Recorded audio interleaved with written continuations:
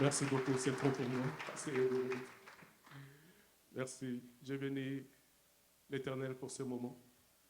Lui, la source de toute bénédiction, lui qui appelle et qui qualifie. Et je bénis les ressources qu'il utilise aujourd'hui, notamment le pasteur Omer, les titulaires de cette chaire qui me cède sa chaire ce matin. C'est une grosse responsabilité, mais c'est aussi beaucoup d'honneur et beaucoup de marques de confiance. Je vous en suis reconnaissant. J'aimerais aussi bénir et remercier Papa Kabouya, qui le premier m'avait donné cette opportunité d'apporter la parole devant l'Assemblée. Ce n'était pas facile, j'ai tremblé pratiquement. Vous m'avez mis les pieds sur l'étrier, vous m'avez mis sur un vélo, vous m'avez poussé, vous avez dit, vous êtes capable de pédaler. Et voici, jour après jour, par la grâce de Dieu, on y arrive. Je suis reconnaissant. Merci beaucoup.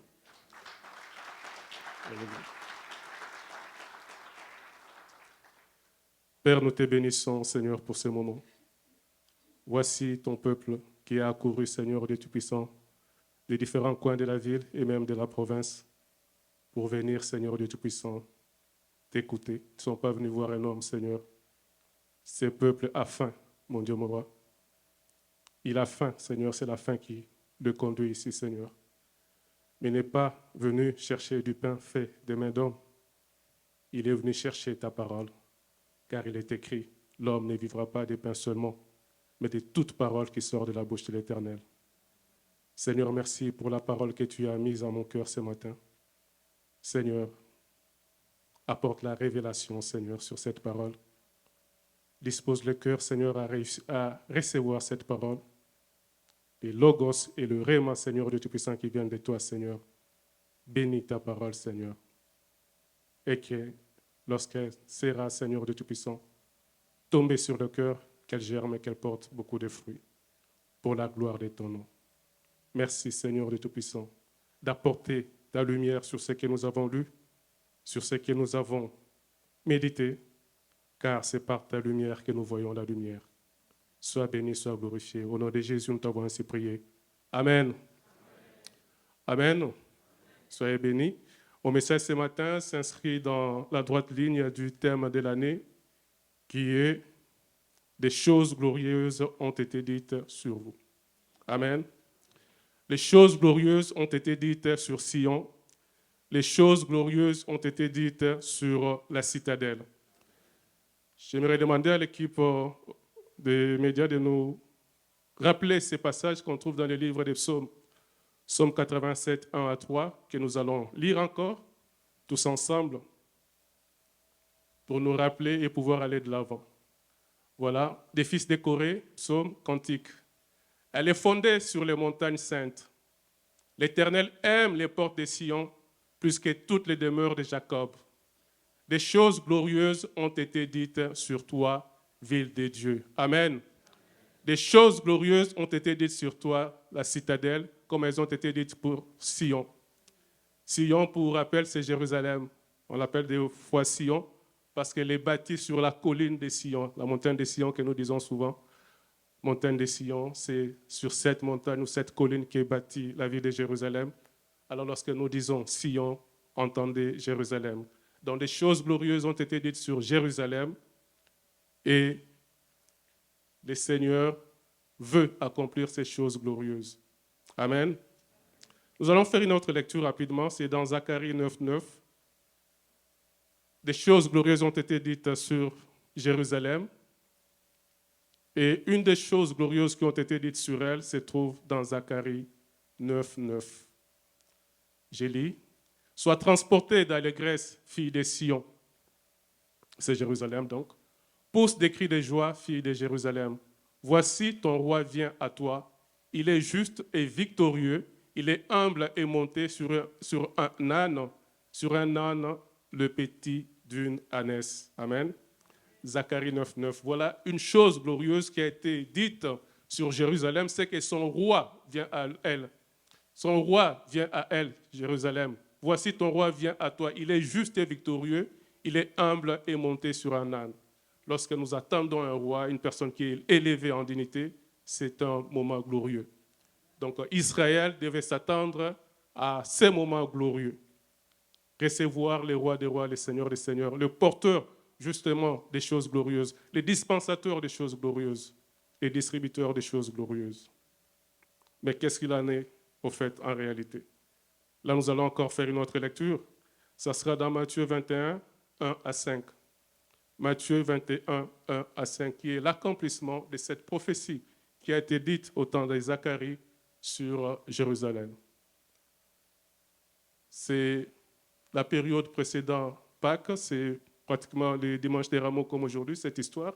Donc Jésus s'en va à Jérusalem où il doit souffrir la passion, être crucifié et ressusciter le troisième jour. Mais avant, un dimanche comme celui-ci, une semaine avant Pâques, il entre donc à Jérusalem.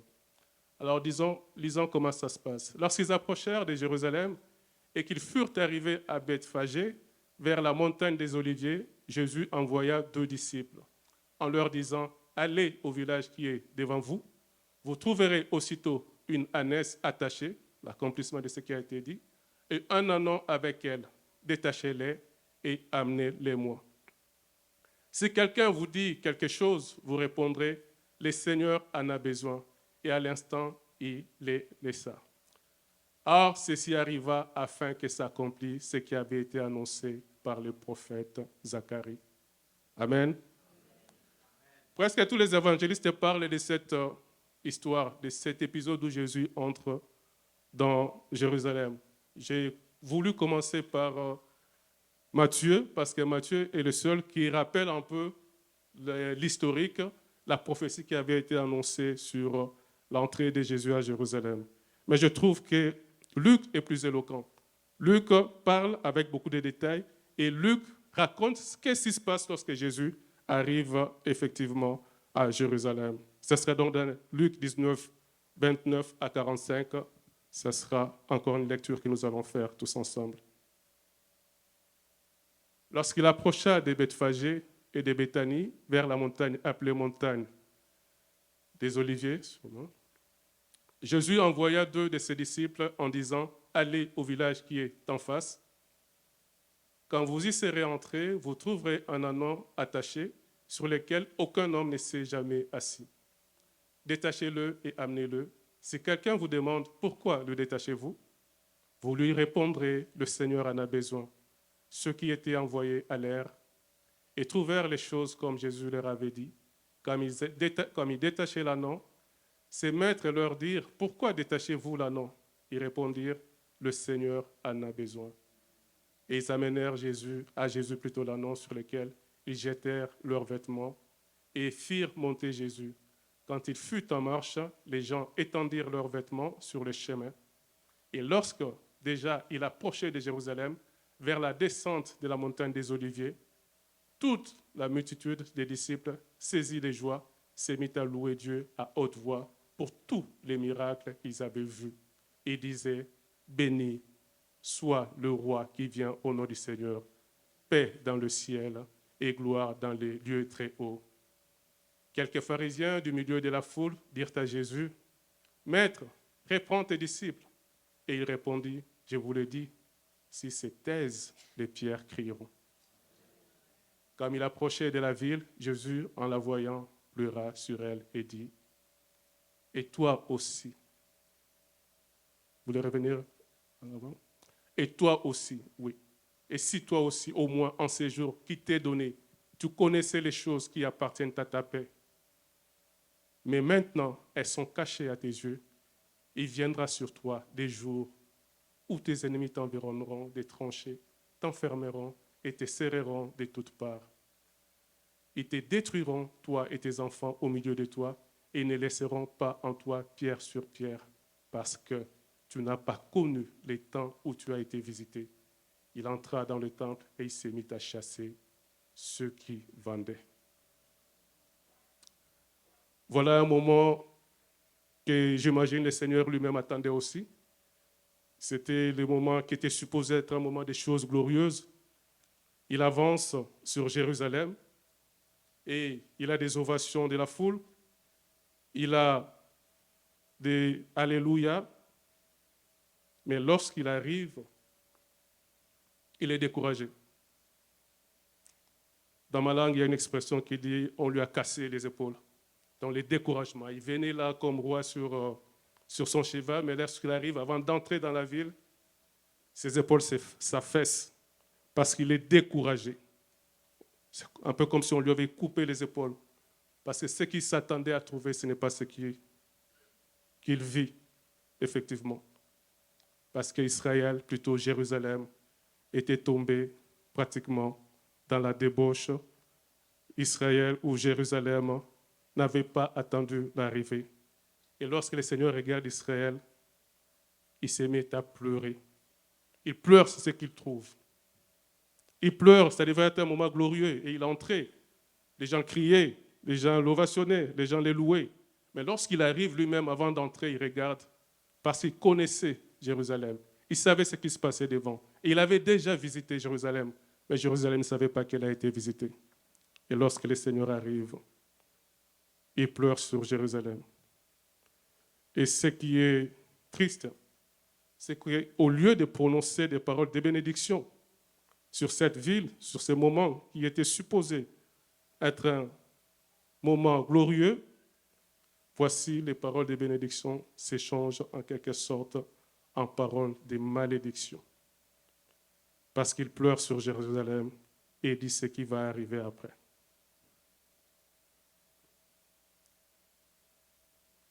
Jérusalem était dans la distraction. Jérusalem avait transformé les lieux saints en un lieu des marchands, des voleurs, tout ça, des changeurs de monnaie. Jérusalem n'avait pas attendu le Seigneur tel qu'il le mérite. Ma crainte ce matin, c'est que nous aussi, à Citadelle ce matin, des choses glorieuses nous ont été dites. Ma crainte, c'est que nous ne soyons pas préparés à attendre ces choses. Et que ce qui avait été annoncé comme des moments glorieux, comme des choses glorieuses, se transforme en malheur pour nous. Alors nous ne voudrons pas marcher comme Jérusalem.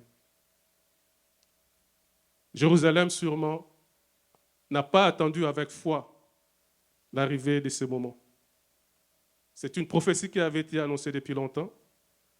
Mais même s'ils n'avaient pas entendu la prophétie, la maison, les temples de Jérusalem, que nous appelons temple de Jérusalem et que les Israéliens eux-mêmes appelaient la maison de sainteté, ils ont transformé la maison de sainteté en une maison de n'importe quoi.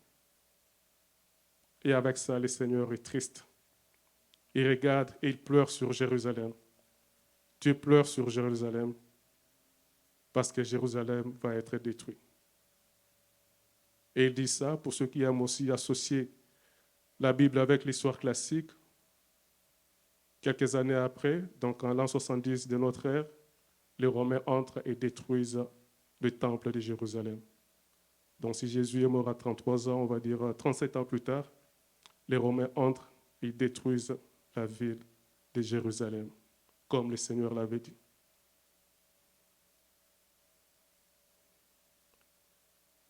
Je voudrais relire ce passage où Jésus pleure sur Jérusalem dans Luc 19.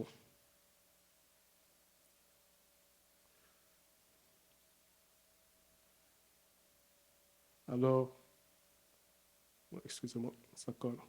Ok, donc Jésus regarde Jérusalem, il se met à pleurer sur Jérusalem. Il dit, ne restera pas pierre sur toi. Tes ennemis t'environneront, ils te feront la guerre. Qu'est-ce que nous apprenons? Qu'est-ce que ça, moi, personnellement, ça m'enseigne cette histoire? C'est que la ville avait reçu de grandes promesses. Mais le temps où il devait visiter, où elle devait être visitée, la ville n'a pas fait ce qu'on aurait dû, ce qu'on avait attendu d'elle. Des choses glorieuses alors deviennent des choses de malédiction. La ville de Jérusalem n'a pas su quand il a été visité, il s'est livré au péché. Ce que j'apprends de cette histoire, c'est que l'année de l'accomplissement des choses glorieuses telles que nous les disons cette année, ça peut être aussi une année de tous les dangers. Les vins que nous attendons peuvent facilement tourner au vinaigre. On peut se rendre compte que la malédiction et la bénédiction sont les deux faces d'une même monnaie. Ça peut tourner très facilement. C'est à nous d'être prudents et de ne pas tomber dans la distraction, dans la débauche, comme Israël ou Jérusalem l'avait fait. Il est temps pour nous de vous rappeler l'importance de marcher dans la crainte du nom de Jésus, de marcher selon sa volonté, de nous éloigner du péché et d'éviter de tomber dans la même erreur que Jérusalem tomba en son temps. La crainte cette année, c'est qu'avec l'année des choses glorieuses, que nous tombions dans la démangeaison d'entendre des choses agréables et des choses glorieuses. Il est donc important pour nous de vous dire ce qu'il faut faire pour ne pas tomber dans la même erreur qu'Israël autrefois. Parce qu'il y a un temps entre le moment où l'annonce est faite des choses glorieuses et le temps de son accomplissement. C'est ce laps de temps qui est capital pour notre devenir. Qu'est-ce que nous faisons de ce temps-là? La promesse est faite, mais le processus, c'est ce qui détermine si Dieu va être avec nous ou ne sera pas avec nous. Donc dans Zacharie, l'annonce avait été faite, mais après, les gens ont oublié. Pas seulement le peuple en général, même les apôtres qui marchaient avec Jésus. Si nous lisons dans l'évangile des Jean la même histoire, on nous dit que même les apôtres n'avaient pas compris ce qui s'était passé jusqu'à ce que Jésus soit glorifié. Donc même eux qui étaient supposés connaître, parce qu'ils ont marché avec le Seigneur Jésus, ils ont été dans la distraction aussi. Alors pour ne pas tomber dans le même piège, pour ne pas que notre bénédiction se transforme en malédiction, il y a 4 choses que nous devons faire. 4 attitudes que je vous demande de découvrir avec moi pour activer justement la survenue des choses glorieuses. La première chose, c'est la foi. Il faut croire en ce qui a été annoncé. Quand on vous dit les choses glorieuses sont pour cette année, il faut les recevoir. Accueillir d'abord la parole. Ça, c'est le plus important. D'abord, recevoir ça. Quand on dit les choses glorieuses ont été annoncées à la citadelle, c'est chaque membre de l'Église. C'est pour vous, c'est pour vous, c'est pour vous, c'est pour moi. Ce n'est pas lancé comme ça en l'air, la citadelle. Donc vous devez vous attendre à l'arrivée des choses glorieuses, mais il faut être conséquent sur la façon d'attendre ces choses glorieuses. Il faut le croire, il faut s'approprier cette promesse, dire que cette parole a été dite pour moi et l'attendre comme il se doit. Parce que beaucoup négligent la promesse. Il faut avoir la foi. La foi qui est définie comme la ferme assurance des choses qu'on espère et la démonstration de celles qu'on ne voit pas. La foi, d'abord recevoir. Parce que lorsque vous recevez et vous croyez, vous allez être aux aguets pour justement attendre l'accomplissement de la promesse. Ce qui arrive très souvent, c'est nous, les chrétiens de longue date, nous qui sommes à la citadelle depuis des années, nous savons qu'année après année, un thème est annoncé. Nous en avons vu d'autres. Lorsqu'on annonce un thème comme ça, souvent nous disons c'est juste un slogan de plus. On en a vu d'autres, on en a entendu d'autres, rien n'est arrivé. Notre foi devient alors à la longue émoussée, blasée. Nous ne sommes plus sensibles, réceptifs à ce qui est dit comme thème de l'année. Parce que, année après année, nous avons soupiré derrière certaines choses qui ne sont pas arrivées et puis ça ne nous impressionne plus. Or, c'est juste un autre slogan. Et ça, c'est l'erreur à commettre, à ne pas commettre plutôt. Donc, c'est le moment pour vous de vous ressaisir. Même si vous avez vu d'autres, des situations plus difficiles, mais j'aimerais dire à quelqu'un qui est ici dans cet état, qui est découragé, qui a attendu quelque chose depuis longtemps, qui n'a rien vu venir, que c'est encore possible. En cette année, c'est moi plutôt, qui est l'année où l'impossible devient possible, sachez que c'est encore possible aujourd'hui que vous accédiez à votre bénédiction, à l'annonce qui a été faite à votre sujet sur des choses glorieuses. Et j'aimerais dire à quelqu'un qui est découragé que l'Éternel dit dans Ésaïe 43, 18 à 21, ne pensez plus aux événements passés. Ne pensez plus aux événements passés. Ne pensez plus à vos revers passés. Ne pensez plus à vos échecs passés. Ne pensez plus à vos déceptions passées. Et ne considérez plus ce qui est ancien. Voici, je vais faire une chose nouvelle. Et cette chose est sur le point d'arriver. Voici, je vais faire une chose nouvelle sur le point d'arriver. Ne la connaîtrez-vous pas? Le Seigneur veut que vous connaîtriez cette chose qu'il va faire. Il veut que vous sachiez ce qu'il va faire. Ne la connaîtrez-vous pas? Si, vous la connaîtrez. Il dit ceci, je mettrai un chemin dans le désert et des fleuves dans la solitude. Dans ton désert que tu as toujours connu, que tu as parcouru plutôt de bout en bout, que tu connais très bien, dans lequel tu sais qu'il n'y a pas une goutte d'eau, il n'y a pas de cours d'eau, il n'y a pas de fleuve, le Seigneur dit qu'il va créer un cours d'eau dans ces déserts-là que tu connais. Tu as marché plusieurs fois dans ces déserts. Quelquefois, tu as eu l'impression de voir un cours d'eau. Quelquefois, tu as eu l'impression de voir des palmiers. Et tu as couru, tu t'es approché et tu n'as rien vu. Et de là où tu étais, tu as encore eu la même impression qu'il y avait un cours d'eau, un étang d'eau quelque part. Tu as encore couru et tu n'as rien trouvé. Jusqu'à ce que tu comprennes que ce que tu voyais, c'était des mirages. Et tu es découragé. Parce que dans le désert, il y a des mirages. Tu cours après, tu arrives, il n'y a rien. Tu cours après, tu arrives, il n'y a rien. Et quand la prochaine fois quelqu'un te dit, non, j'ai vu une étendue d'eau là-bas, non, non, j'irai pas. J'ai déjà trop couru après, je n'ai rien vu. C'est des mirages. On ne vous parle pas des mirages ce matin. On vous parle de ce que le Seigneur a décidé de faire. Et cela ne peut s'accomplir que dans la mesure de notre foi. Parce qu'il en sera fait selon votre foi. Si vous croyez, et vous vous relevez encore, vous rassemblez vos forces, vous dites, je vais encore y croire. Des fois, la foi peut être un exercice de la raison. Je décide de croire. Il n'y a pas d'émotion, comme au début, là, tout ça, parce qu'une parole est annoncée, on s'emballe tous. Mais à un certain moment, la foi, c'est que non, moi, je décide d'y croire encore. Je décide de donner encore une chance et je me relève, je vais encore. Quelles que soient vos expériences passées, quelles que soient les déceptions que vous avez connues, il est encore possible de vous relever et de dire j'irai encore. J'ai vu plusieurs mirages dans ces déserts-là. J'ai couru après 5 fois, 10 fois, 15 fois. Je n'ai rien vu. Comme ils disent qu'on a vu une étendue d'eau dans le désert. Non, je ne cours plus. Je laisse faire. Je laisse faire. La foi. Il faut que vous vous appropriez cette promesse. Quel que soit ce que vous avez connu dans le passé, quel que soit ce que vous avez enduré, le Seigneur veut vous donner une nouvelle chance et c'est à vous de la saisir. Le Seigneur viendra à votre rencontre. Ce ne sera peut-être pas par votre force. Comme dans l'histoire du paralytique de Béthanie, il venait tous les jours l'emmener, 38 ans malade. Et l'ange descendait, il secouait l'eau, rien n'arrivait, parce qu'il n'avait personne pour le laisser là-dedans. Jusqu'au jour où le Seigneur Jésus lui-même arrive, il vient le rencontrer là où il était. S'il devait s'en tenir à ses expériences passées, je pense qu'il aurait cessé de venir à cette piscine-là et n'aurait pas eu l'occasion de rencontrer le Seigneur. La foi, c'est aussi la résilience, c'est aussi l'endurance, la possibilité de tenir même quand c'est difficile, même si j'ai connu des revers dans le passé, mais je me remets, je rassemble mes forces, je dis j'y vais encore. Alors c'est à cela que je vous invite cette année.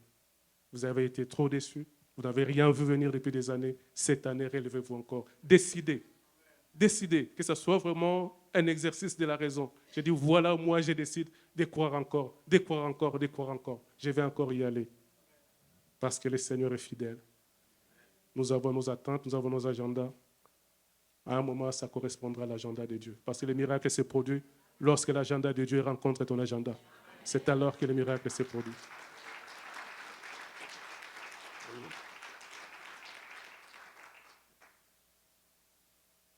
On a trop connu le désert et on n'est plus du tout impressionné par ce qui nous arrive. Ce n'est pas des slogans. Le Seigneur te parle ce matin. Le Seigneur te parle ce matin. Ce n'est pas des slogans. Bien sûr, il faut avoir la foi. C'était notre premier point pour voir l'accomplissement des choses. Mais ensuite, il faut prier. Pourquoi prier? Parce que la prière, justement, ça sert à transformer les promesses en exaucement. La prière appelle à l'existence des choses qui n'existaient pas. La prière nous permet de demeurer en présence de Dieu. La prière nous permet de forcer, entre guillemets, la main de Dieu par l'insistance que nous pouvons faire. Parce que la Bible a dit, la prière fervente du juste a une grande efficacité. Et cette prière, comment elle doit être? Elle doit être régulière. Elle doit être soutenue. Elle doit être constante. Elle doit être vraiment engagée. Ce n'est pas une prière de temps en temps. Parce que des fois, on se dit, bon, j'ai pris et je ne vois rien faire. Mais quelle prière nous faisons? C'est des fois des prières télégraphes. Merci Seigneur pour la journée, sois béni, sois glorifié. Stop. Seigneur, je t'ai béni, bénis ma famille, stop. Seigneur, tu es bon. Je laisse tout entre tes saintes mains, full stop. Amen. Ce n'est pas, la génération actuelle ne connaît pas les télégraphes. Donc c'est comme ça que les gens s'envoyaient les messages avant par le télégraphe. Donc on envoyait un mot, bonjour, stop. Arrivée du train demain, stop. À 12h du matin, stop, full stop. C'est comme ça que les gens s'envoyaient des messages avant, lorsque vous n'étiez pas encore né, pour ceux qui n'étaient pas encore nés. Alors la prière que nous voulons, c'est une prière vraiment soutenue. Et nous avons souvent tendance à nous complaire de nos petites prières. Oh non, le Seigneur connaît, il connaît mes besoins avant même que j'ai ouvert la bouche, il connaît. Je n'ai pas besoin de prier plus que ça. Mais si nous voyons les privilégiés de Dieu, les gens qui ont marché avec Dieu, ils priaient beaucoup. Si l'on regarde la vie de Moïse, je regarde la vie de Jésus-Christ lui-même, comment moi je ne pourrais pas prier? Comment je peux prendre les choses pour acquises parce que moi, le Seigneur connaît déjà mes pensées avant que j'ai demandé quoi que ce soit? L'erreur, c'est peut-être aussi parce que lorsque nous prions, c'est juste pour demander, mais la prière, ce n'est pas seulement demander. La prière, c'est demeurer là devant Dieu. Souvent, lorsqu'on a épuisé nos demandes, notre liste de demandes, on a l'impression qu'on n'a plus rien à dire. Mais comment je peux rester 2 heures à prier? Mais justement parce que quand tu demandes, donne-moi santé, donne-moi voiture, donne-moi travail, et puis c'est tout, tu n'as plus rien à demander. C'est normal. Mais si la prière, le but, c'est de glorifier le Seigneur, de demeurer dans sa présence, de lui rendre des actions de grâce, de bénir son nom, de prier pour les autres, de prier pour les autres, pour les méchants, pour ceux qui vous maltraitent, de prier pour les nations, vous trouverez le temps pour prier. Nos prières sont trop centrées sur nous-mêmes, trop réflexives. J'ai prié pour moi-même. C'est pour ça que lorsqu'on a épuisé sa liste, on n'a plus rien à dire. Les grands hommes de Dieu, les héros de la Bible que nous admirons, c'est des gens qui passaient beaucoup de temps dans la prière. Et c'est très important de prier pour voir l'accomplissement des choses qui vont arriver. Mais pourquoi est-ce qu'ils vont arriver? Parce qu'il faut plutôt prier. Parce que chaque fois que des choses glorieuses sont dites à votre sujet, sachez qu'il y a un combat qui commence. Sachez qu'il y a une entité démoniaque quelque part qui s'élève, justement parce que des choses glorieuses ont été dites à vos sujets. Et il est très important de prier pour combattre spirituellement, pour arracher ce qui est à soi. C'est très important la prière. Une prière continue, soutenue, intense. Priez tout le temps, priez sans cesse. Le Seigneur Jésus lui-même dit à ses disciples, veillez et priez. Veillez et priez. Veiller, ce n'est pas seulement dans le sens de ne pas dormir, mais de faire attention à ce que l'on fait, de veiller sur soi-même, de veiller sur sa vie, de veiller sur sa conduite. La prière est très importante. Parce que l'ennemi, c'est le tueur de destinée. Et tous les héros de la Bible qui ont fait des grandes choses, lorsque des choses glorieuses ont été dites à leur sujet, les combats ont commencé. Je citerai Jésus-Christ lui-même. Lorsque les rois mages sont venus voir Hérode pour lui dire, voilà, nous avons appris qu'il y a un roi aîné ici. Nous allons pour l'adorer. C'est des choses glorieuses, un roi aîné. Tout ce qui a été dit sur Jésus, tout ça, admirable conseiller, il sera ceci, sera cela, ce sont des choses glorieuses qui ont été dites. Mais quand c'est tombé sur les oreilles d'Hérode, qu'est-ce qu'il a fait? Il va tuer, il veut tuer l'enfant dès son jeune âge pour que les choses glorieuses ne s'accomplissent pas. Et Jésus, parce que Hérode avait entendu ça, qu'il y avait des choses glorieuses qui ont été dites sur lui, il a décidé de tuer tous les enfants de 2 ans. Si cela est arrivé pour Jésus, que penses-tu de toi? Si l'on fait ces choses au bois vert, qu'arrivera-t-il au bois sec que nous sommes? Donc il est important.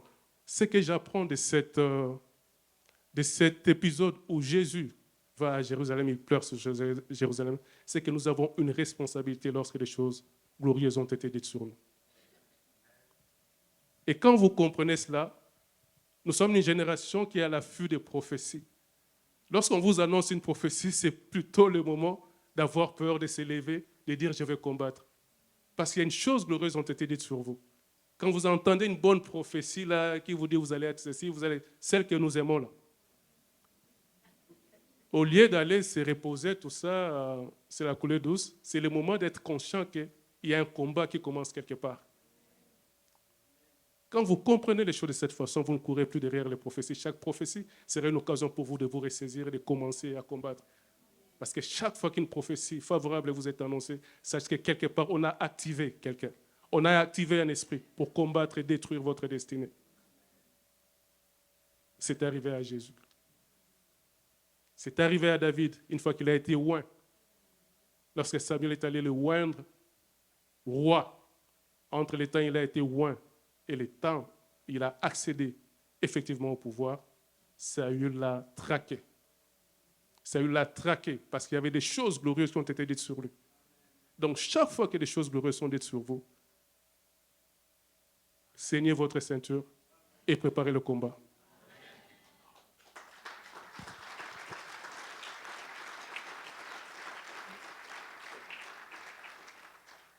On a souvent ce réflexe-là lorsque les choses négatives nous sont dites. Ah, j'ai rêvé que tu avais fait un accident. Ah, j'ai rêvé telle chose. Là, on entre en prière pour contrecarrer ça. Mais la même attitude que vous avez lorsque des choses négatives vous sont dites devrait être la même attitude lorsque des choses positives vous sont dites. Pour aller chercher justement la bénédiction, les choses qui ont été dites à votre sujet. Sinon, vous tombez dans la distraction et vous verrez, il y en a beaucoup comme ça. On m'a tellement dit des prophéties, il y en a des gens qui disent ça, mais rien ne s'accomplit. Tu finis par ne plus même croire aux prophètes. Oh, ils racontent n'importe quoi. Ah, ils racontent n'importe quoi. Nous, on dit c'est des aventuriers. Donc, quand un prophète vient te dire quelque chose, ah non, il raconte n'importe quoi. Parce que justement, toi, dans ton entendement, quand on te dit une prophétie, donc voilà, j'attends, ça va s'accomplir. Tu es à l'aise là, très à l'aise. Non, ce n'est pas comme ça.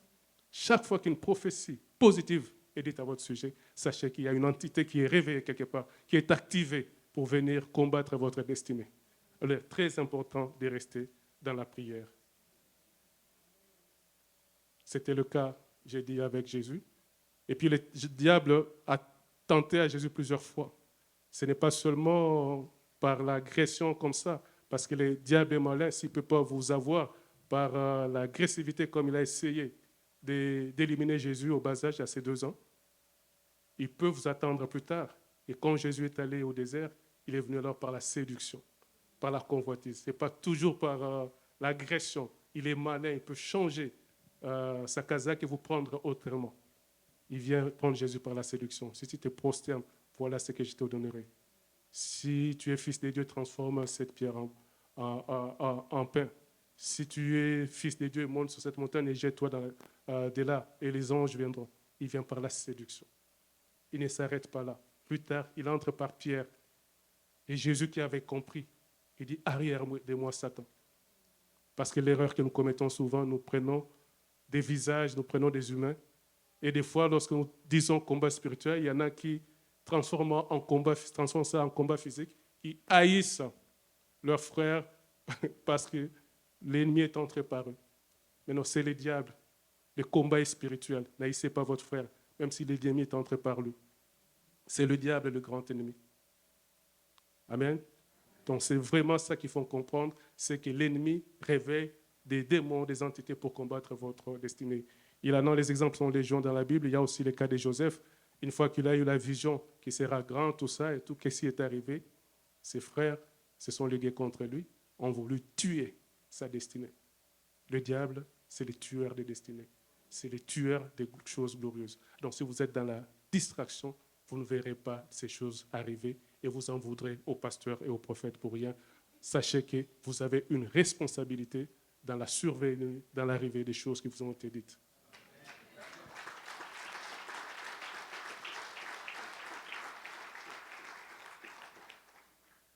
Si le diable ne vous prend pas par l'épée en vous détruisant, j'ai dit, il peut vous prendre par la séduction, comme il est arrivé aussi à Joseph.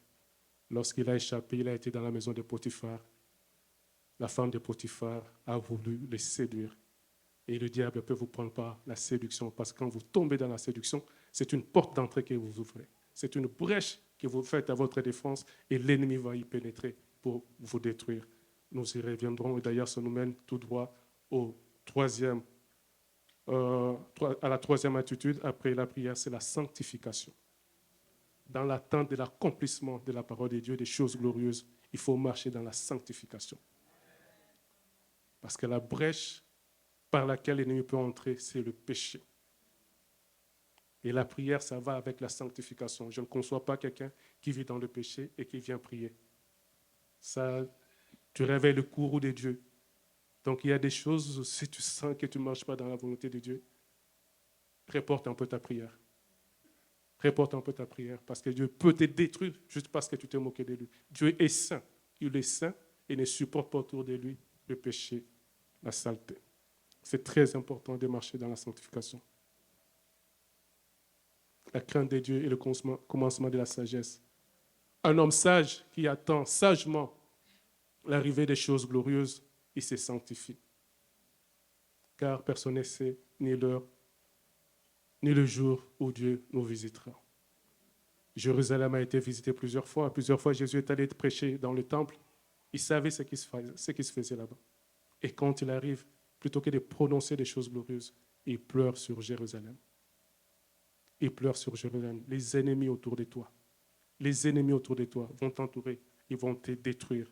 Et c'est de la même façon telle que nous sommes là. Lorsque nous tombons dans les péchés, il y a toujours des ennemis autour de nous. C'est comme une plaie là. Vous vous blessez, elle va être infectée. Parce qu'il y a toujours des microbes sur ta peau. Tu ne la vois pas, tu ne les vois pas, mais il y a toujours des microbes sur votre peau. Ils sont déjà là autour de vous. Mais ce n'est pas à vous de faire une brèche. Vous vous blessez, le péché c'est comme une brèche que vous faites sur votre peau. Et là, ça permet aux microbes d'entrer. C'est la même façon avec les démons. La sanctification est très importante. Et les démons viennent combattre votre destinée. Personne ne sait ni le jour ni l'heure. C'est pour ça que Jésus, quand il arrive, il pleure sur Jérusalem. Il dit, si toi aussi tu connaissais les temps où tu as été visité. Mais qui connaît le temps qui a été visité? Notre responsabilité, c'est d'être tout le temps prêt. Tout le temps prêt. Parce qu'on ne sait pas à quelle heure le Seigneur va venir.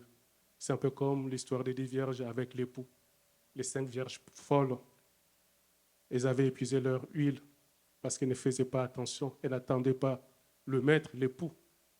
Elles attendaient, mais pas avec tout le sérieux que cela demande. Et lorsque l'époux arrive, elles sont désemparées. Lorsque l'époux arrive, c'est les remue-ménages, les désordres dans la maison. Mais celles qui avaient leur huile, elles sont allées à la rencontre de l'époux. Elles ont été prises. Ce que je tire aussi comme enseignement dans cet épisode, quand Jésus pleure sur Jérusalem, c'est que Dieu, lorsqu'il arrive, lorsqu'il ne trouve pas ce à quoi il s'attend, il ne vous laisse pas dans votre position. Voilà, j'aurais aimé que Jérusalem atteigne de telle ou telle autre façon, mais il ne l'a pas fait. Ok, tant mieux qu'il reste comme ça. Non, il va chercher et détruire ce que vous auriez dû avoir. C'est la même logique, et c'est pratiquement dans le même passage, dans le même chapitre, avec les talents. Lorsque les maîtres s'en vont en voyage, ils donnent des talents à ses différents serviteurs, il leur dit allez les fructifier. Quand il revient, c'est lui qui n'avait rien fait, qui avait gardé les talents. On lui ôte même le peu qu'il avait. Le Seigneur aurait pu dire de Jérusalem, voilà, tu ne m'as pas reçu, tu n'as pas fait ce que j'attendais de toi, tant mieux reste comme ça. Il dit non, on détruira. Il restera plus. À cause de ce temple-là que vous avez souillé, il ne restera pas pierre sur ce temple. C'est pareil avec les figuiers aussi. Le fils de l'homme eut faim, il vient, il voit un figuier. Et ce qui choque un peu, la Bible dit clairement, ce n'était pas sa saison, pauvre figuier. Ce n'était pas sa saison. Ce n'était pas sa saison. C'est lui le maître des temps et des circonstances. C'est lui qui a établi les lois de la nature. Mais il maudit les figuiers. Pourquoi? Parce que lorsqu'il est arrivé, il n'a rien trouvé. Qu'est-ce que ça nous dit? C'est que nous devons porter nos fruits tout le temps. Pour un chrétien, il n'y a pas de saison. Il n'y a pas de saison. Un chrétien plutôt devrait être, je ne sais pas si le mot existe, assaisonnier, sans saison. Tout le temps porter des fruits. Tout le temps à l'année longue porter des fruits. C'est très important. Et c'est important, c'est une responsabilité pour un chrétien de savoir que quand je ne produis pas, on ne me laisse pas nul. On retire, donc j'entre dans le négatif. Donc le Seigneur vient te trouver à 0, il ne te laisse pas à 0. Il aurait voulu que tu aies 1 ou 2. mais tu te trouves à 0. Il ne dit pas, OK, tu es à 0, je m'en vais. Non, tu vas te retrouver à moins 5. Il va gratter là, il va creuser, il va aller chercher. Tu vas te retrouver à moins 2, à moins 3, à moins 5. À chaque fois, c'est ce qui arrive. Il y a beaucoup d'exemples comme ça dans la Bible. La vigne qui ne produisait pas. Le Seigneur ne dit pas, non, je ne laisse pas comme ça ne produit pas. Non, on va la couper, on va la tailler et la mettre au feu. Donc, c'est une responsabilité qui nous est donnée, de savoir ça. Ne dites pas qu'on vous prêche un évangile de la peur, non. On vous responsabilise au contraire. Il faut que vous sachiez ces choses-là. Je ne veux pas que les temps des choses glorieuses deviennent, comme j'ai dit tantôt, les temps d'entendre des choses glorieuses, d'entendre des choses agréables. C'est plutôt le temps de savoir comment saisir cette opportunité, comment ne pas tomber dans la disgrâce aux yeux de Dieu. Le Fils de l'homme eut faim, il ne trouva rien, il maudit le figuier. Le péché nous éloigne de Dieu et donc de sa bénédiction. Maintenant, l'esprit humain, nous réfléchissons beaucoup, nous disons, mais voilà, pourquoi est-ce que je dois prier, me sanctifier? Il y a beaucoup de gens qui ne prient pas, qui prospèrent, qui sont bien, en bonne santé. Je connais un monsieur qui est athée, qui a vécu jusqu'à 90 ans en bonne santé. Il n'a jamais passé une nuit à l'hôpital. C'est des choses qu'on entend. Oh, mais pourquoi les gens d'autres religions qui ne sont pas chrétiens, ils prospèrent aussi, ils vivent en bonne santé, tout ça? Mais justement parce qu'eux, ils ne croient pas en Jésus. Parce que quand toi tu prospères, tu donnes gloire à Jésus. Et le diable, c'est qu'il ne veut pas que tu donnes gloire à Jésus. Lui, c'est l'antichrist. Donc tout ce qui est de Jésus, il ne veut pas ça. C'est pour ça que vous verrez des gens qui sont athées, qui sont d'autres religions, qui prospèrent, qui sont en bonne santé. Mais ils ne dérangent pas le diable.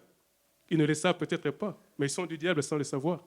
Parce que le Seigneur dit, celui qui n'est pas avec moi est contre moi. Celui qui n'assemble pas avec moi disperse. On ne le sait pas. Peut-être vous direz, non, il n'est pas dans l'occultisme, il ne touche pas à la magie, il fait juste travailler. Oui, il peut travailler fort, il peut travailler dur. Le Seigneur est bon, il fait tomber sa pluie sur les bons et sur les méchants, et il récoltera, il ira de l'avant. Mais ce qui compte, ce n'est pas ce que nous avons, c'est au dernier jour. Parce que ce que les chrétiens oublient souvent, ils définissent la présence de Dieu, le succès, seulement en fonction de ce que nous avons aujourd'hui. Et la finalité, ce n'est pas ça, ce monde passera. Il passera très vite. Il passera quand vous mourrez. Et personne ne vous dit que vous mourrez à 70 ans.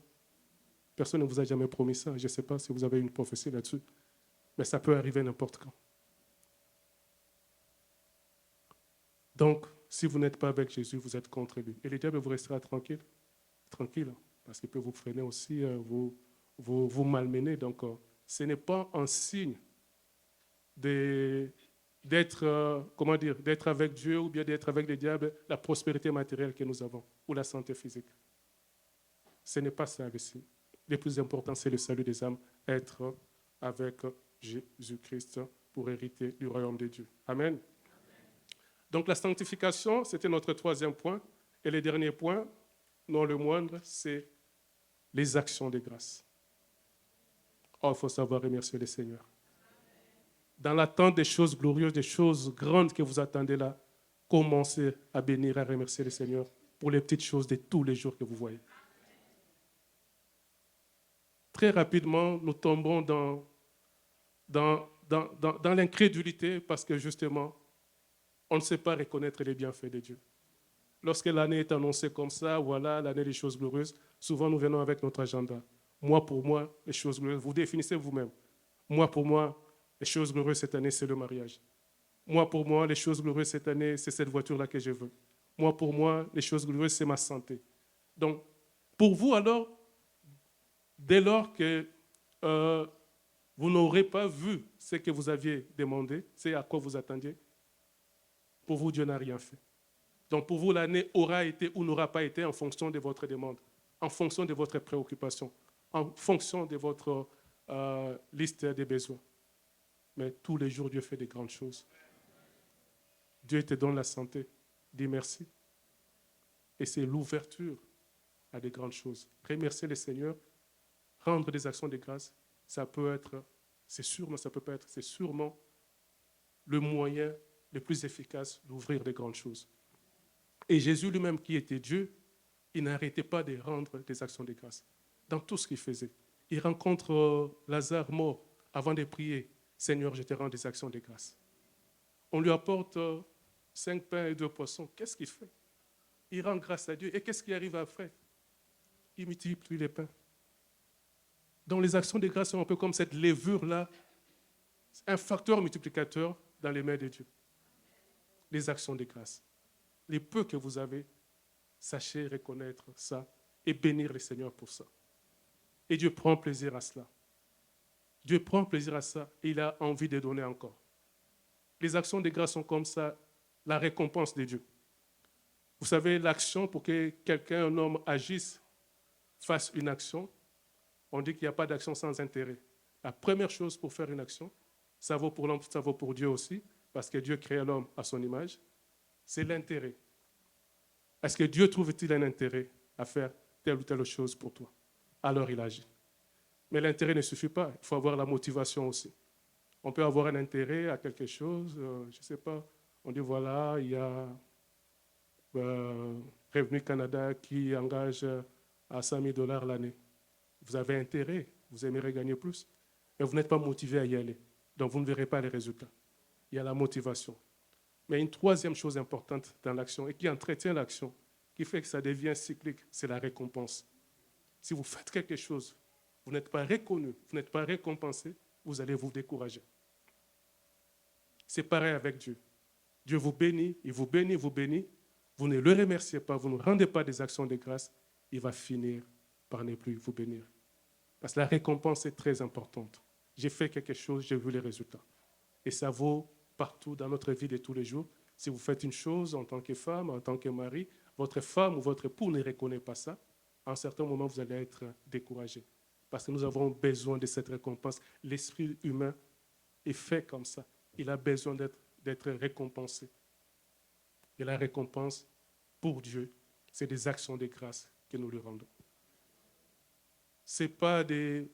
Quand on dit louons le Seigneur, tout ça, on se met avec des formules préenregistrées, tout ça. On dit Dieu, tu es grand, tout ça. Oui, c'est vrai. On adore le Seigneur, on loue. Mais ce que Dieu recherche vraiment, c'est une vraie reconnaissance du cœur. Avec les petites choses que vous avez. Avec des petites choses. Vous roulez dans une Toyota Tercel 1997, tout ça. Vous bénissez le Seigneur. Vous dites, Seigneur, j'aurais aimé aussi rouler avec la voiture de l'année, mais je te rends déjà grâce de ce que j'ai maintenant. Et le Seigneur prend plaisir à cela.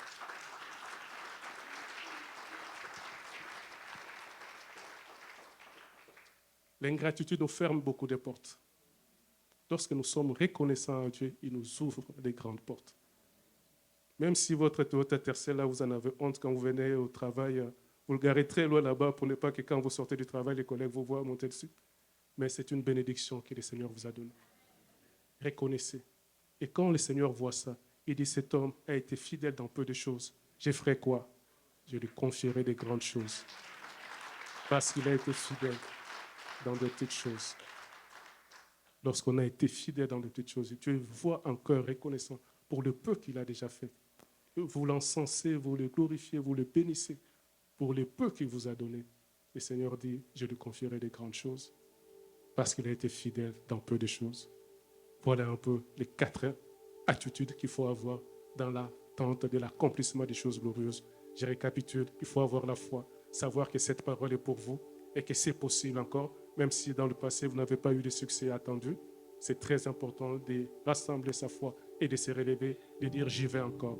Ensuite, il y a la prière pour réclamer vos promesses, pour réclamer vos bénédictions, mais aussi pour combattre l'ennemi qui est le tueur de vos choses glorieuses, l'ennemi qui est le tueur de votre destinée.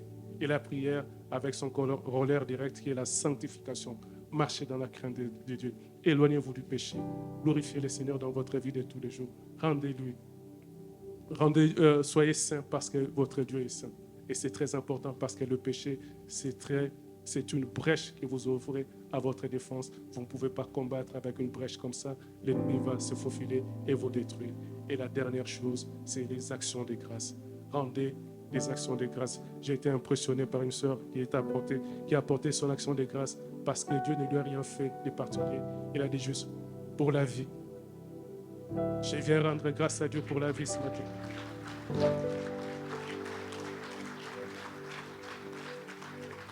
souvent on s'attend à ce qu'on dise, ouais, j'ai eu une promotion au travail, j'ai acheté une maison, tout ça. C'est bien, c'est pas mal, c'est bien. Mais elle vient. Donc on ne peut pas dire, j'ai pas de raison de rendre grâce à Dieu. Elle est venue ce matin, elle a dit, je viens rendre grâce à Dieu pour la vie. N'est-ce pas impressionnant? Et si moi je suis impressionné, à comme de plus fortes raisons, le Dieu lui-même qui attend ses actions de grâce et qui les reçoit sera impressionné. Et quand Dieu est impressionné, qu'est-ce qu'il fait par la suite? Il libère sa main et nous bénit davantage. Amen.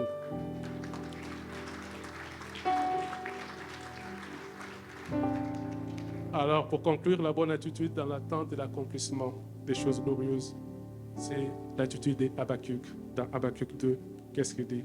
Il était à son poste et il attendait. Restez à votre poste. Restez à votre poste. Restez à votre poste. Il attendait pour voir ce que le Seigneur lui dirait. Être à son poste, c'est qu'on attend de toi que tu pries. C'est ça, être à son poste comme Habakkuk. Être à son poste, c'est qu'on attend de toi que tu te sanctifies. C'est ça, être à son poste. Être à son poste, c'est qu'on attend de toi que tu rendes grâce à Dieu. Tu le bénisses, que tu le remercies pour ce qu'il fait. Et alors, la promesse s'accomplira certainement si vous demeurez à votre poste. Merci. Que Dieu vous bénisse.